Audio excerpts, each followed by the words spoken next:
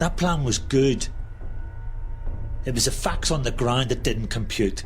I say Mum would love to have him back, and we turn the car around and go and find her, and he says sorry for every fucking thing he's ever done. He lives. Who could legislate for that? For an off-duty cop just to pop up there and then? Who could? He parks on the far side of the car park like I asked him to, and not round the back, so he doesn't have to go back to the car. He lives. He lives. He lives. He lives.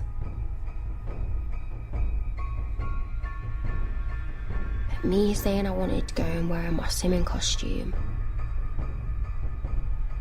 He dies.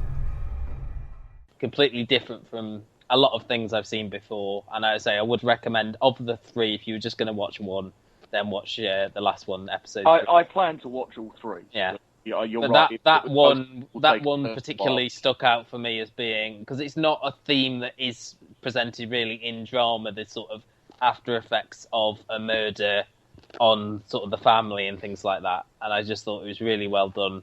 And Jessica Barden specifically was excellent in this.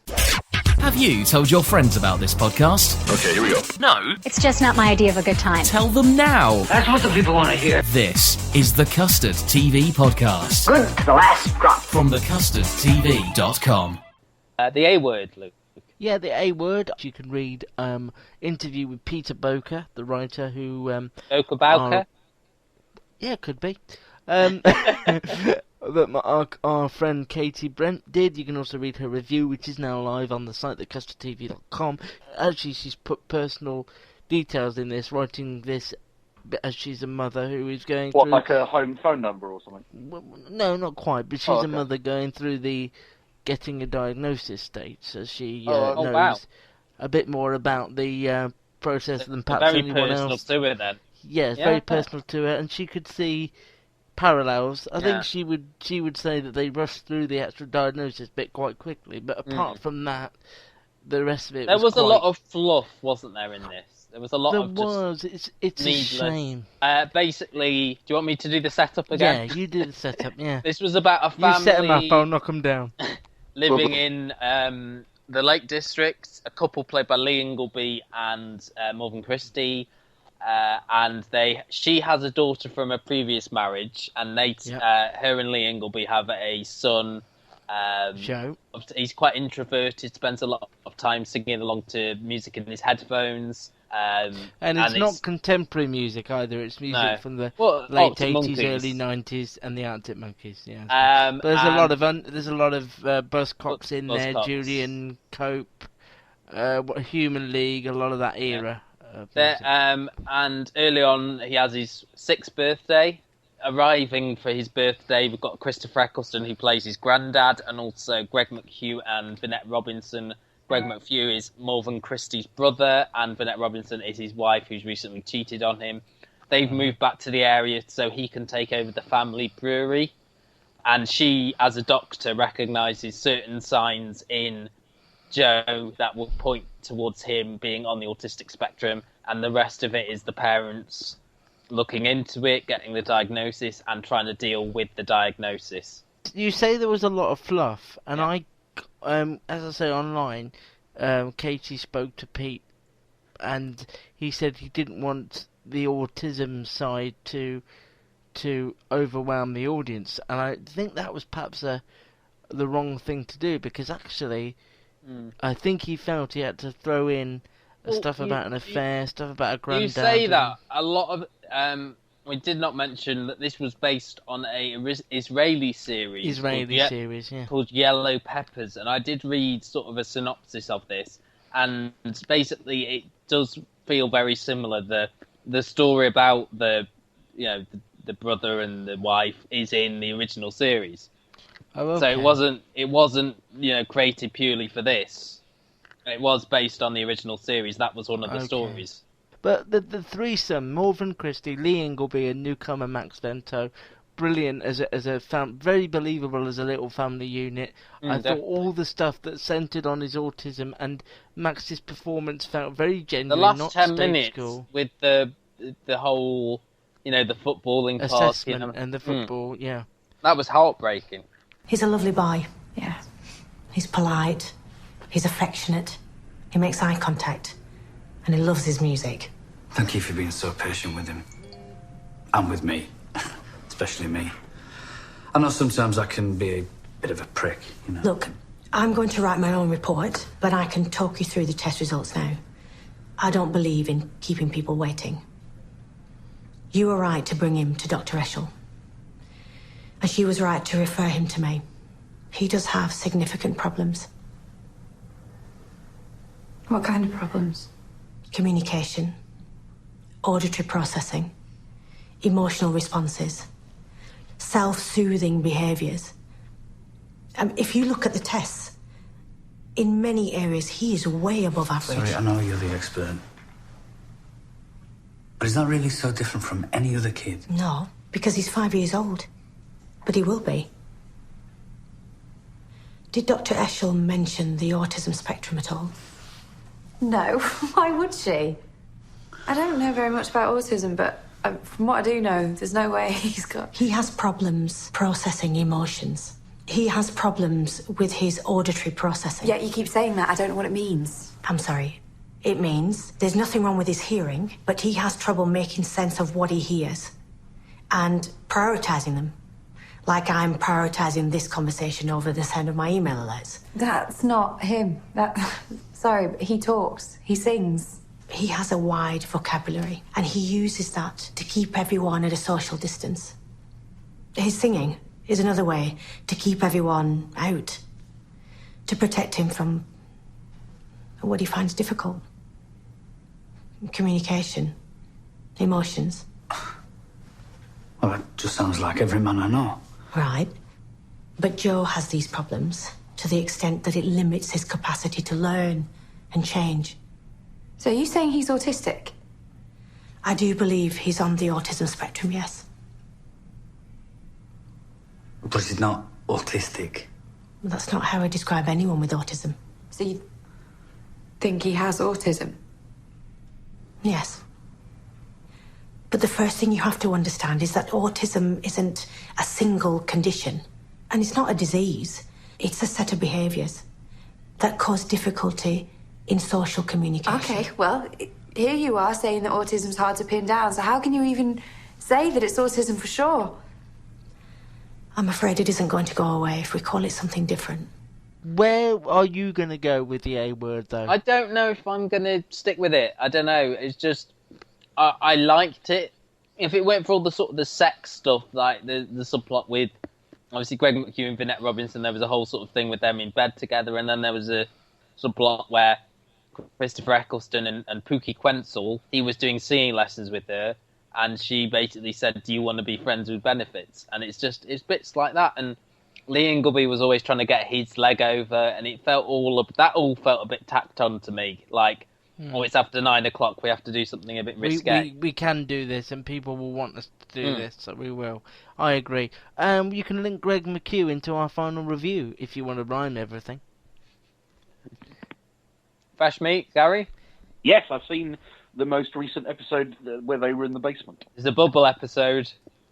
Yeah, as Albert would say. It was a mini bubble, I would say, because it's half. Well, the first bubble. bit was JP kicking it all off and hiring a barge.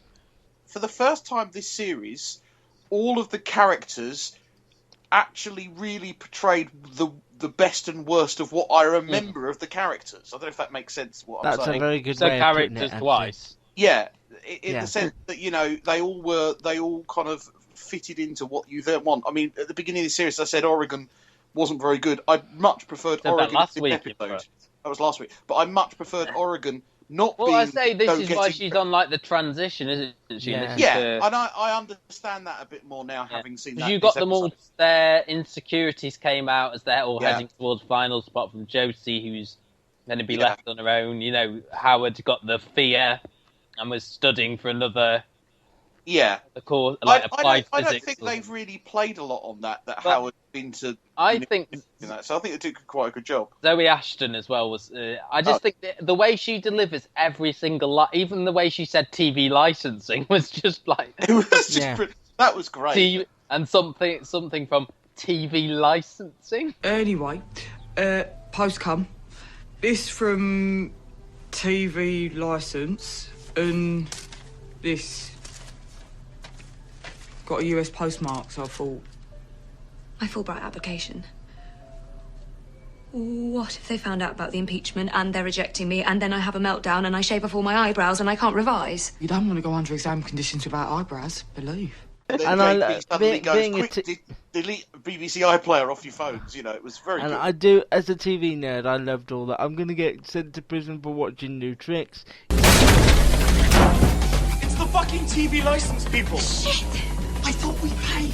We haven't paid. Look, I'm going to fucking prison. Can I just say, for the record, I hardly watch it. Oh, so you don't watch The Great British Sewing Bee? Twice I watched it. It was fucking shit. You didn't name me. How do they know your name? They know everything. Quickly, delete iPlayer from your phones. Oh, Jesus, I'm going to prison for watching new tricks. Guys, I don't think the TV license people kick your front door in. Oh, don't you see? They've gone rogue. For the record, that isn't a television in my bedroom. It's a TV monitor for playing video games. What is going on? Dunno. Maybe it's the guy who come to pick up the Big Next catalogue. They already came to pick up the Big Next catalogue. Drug dealers. Vod, have you seen The Wire? Because I haven't, but I can fucking imagine. I'm starting to feel a mite jittery, so I'm just going to lie flat on the cold, hard ground. I felt like, in a funny way, it was not only the characters, but the cast, you know, being together in a confined space, brought out the best of them as well, I think. And it's just, I think the show has, we've said it so many times, has such a unique way of talking. Just a bit with Oregon as well, where Josie reveals she read it, and as a friend, because I'm being a good friend. I'm a good friend. Yeah. And then that bit where they all sort of hugged. Yeah, and I even like Kingsley going blind. It's the first time that I thought, this is really well done. There was and also they've got rid of Ida Field, which is always God, she's been ridiculous in this series. How many do we have? Do we have one more or two? One left. One left. And I say this in the nicest possible way: end it. Don't ever come back.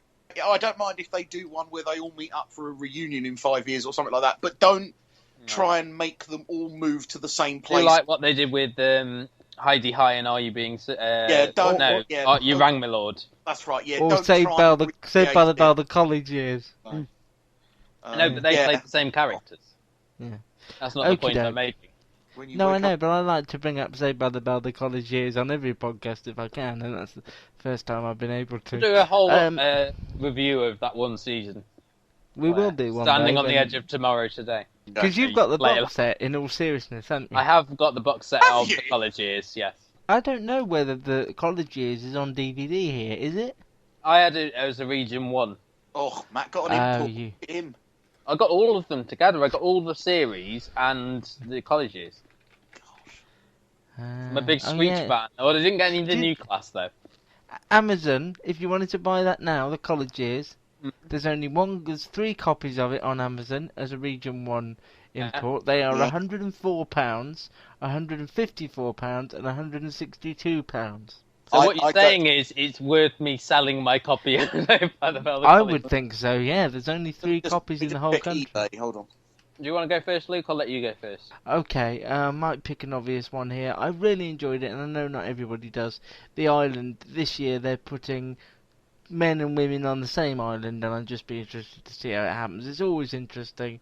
It's just easy watch, bit of fun, 9 o'clock Monday, Easter Monday, Channel 4. I will pick the final episode of Fresh Meat, oddly, because that's the last ever time we'll spend with these characters, and we've just loved it for the last four and a bit years. 4 and a bit years, yeah. Can I do a Gary and pick another one as well? Yeah, of course you can. Yeah, as long as you can I pick Murdered by My Father as well?